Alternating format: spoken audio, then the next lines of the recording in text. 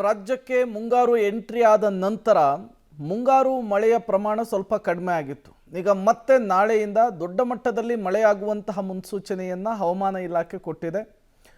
ಸಹಜವಾಗಿಯೇ ಈಗಾಗಲೇ ಜಿಲ್ಲಾಡಳಿತಗಳು ಕೂಡ ಒಂದಿಷ್ಟು ಅಲರ್ಟ್ ಆಗಿರುವಂಥದ್ದು.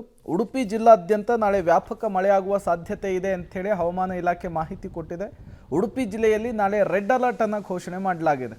ಮುಂಜಾಗೃತಾ ಕ್ರಮವಾಗಿ ಜಿಲ್ಲಾಡಳಿತ ಅಂಗನವಾಡಿ, ಪ್ರಾಥಮಿಕ ಮತ್ತು ಪ್ರೌಢಶಾಲೆಗಳಿಗೆ ರಜೆಯನ್ನು ಕೂಡ ಘೋಷಣೆ ಮಾಡಿರುವಂಥದ್ದು. ಉಡುಪಿ ಜಿಲ್ಲಾಧಿಕಾರಿ ಡಾಕ್ಟರ್ ವಿದ್ಯಾಕುಮಾರಿ ಈ ಕುರಿತಂತೆ ಮಾಹಿತಿಯನ್ನು ಕೂಡ ಹಂಚಿಕೊಂಡಿದ್ದಾರೆ. ಈ ಮೂಲಕ ಮಳೆಯನ್ನು ಎದುರಿಸೋದಕ್ಕೆ ಜಿಲ್ಲಾಡಳಿತ ಸಕಲ ರೀತಿಯಲ್ಲೂ ಕೂಡ ಸಿದ್ಧತೆಯನ್ನು ಮಾಡಿಕೊಂಡಿದೆ.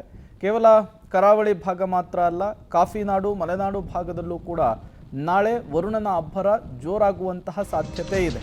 ಇನ್ನು ಧಾರವಾಡ ಜಿಲ್ಲೆಯಲ್ಲೂ ಕೂಡ ವರುಣನ ಅಬ್ಬರ ಜೋರಾಗಿದೆ.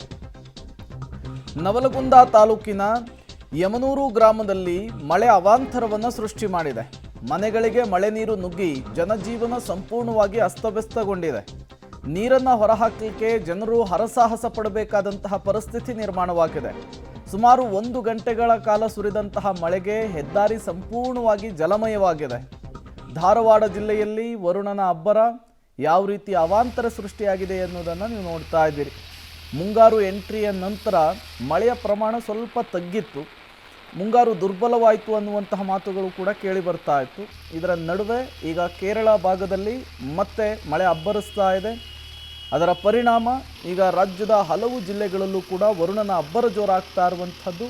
ಧಾರವಾಡದಲ್ಲಿ ನಿರಂತರವಾಗಿ ಸುರಿತಾ ಇರುವಂತಹ ಮಳೆಯಿಂದ ಸಾಲು ಸಾಲು ಅವಾಂತರ ಕೂಡ ಸೃಷ್ಟಿಯಾಗ್ತಾ ಇದೆ. ಒಂದು ಕಡೆ ಹೆದ್ದಾರಿ ಸಂಪೂರ್ಣವಾಗಿ ಜಲಮಯವಾಗಿದ್ದರೆ, ಮತ್ತೊಂದು ಕಡೆ ಜನಜೀವನ ಸಂಪೂರ್ಣವಾಗಿ ಅಸ್ತವ್ಯಸ್ತವಾಗಿದೆ. ಅದರ ಜೊತೆಗೇನೆ ಮುಂದಿನ 1 ವಾರಗಳ ಕಾಲ ಇದೇ ರೀತಿಯ ಅಬ್ಬರದ ಮಳೆಯಾಗುತ್ತೆ ಅನ್ನುವಂತಹ ಮುನ್ಸೂಚನೆಯನ್ನು ಹವಾಮಾನ ಇಲಾಖೆ ಕೊಟ್ಟಿದೆ.